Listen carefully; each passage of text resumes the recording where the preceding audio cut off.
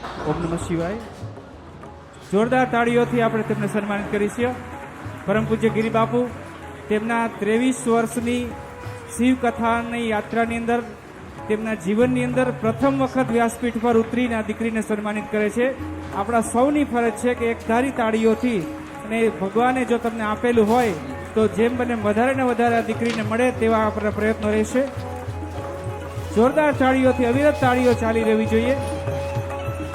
આજે એક દીકરીનું સન્માન એક સાધુ દ્વારા થઈ રહ્યું છે, એક કથાકાર દ્વારા થઈ રહ્યું છે.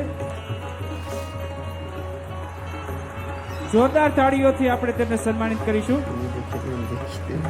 ગિરિબાપુ તેમના જીવનની અંદર પ્રથમ વખત ચાલુ કથાએ વ્યાસપીઠ પરથી ઉતરી અને એક દીકરીનું સન્માન કરી રહ્યા છે. ત્યારે આપણા સૌની ફરજ છે કે તે દીકરીને આપણે વધુ ને વધુ આર્થિક મદદ કરી શકીએ.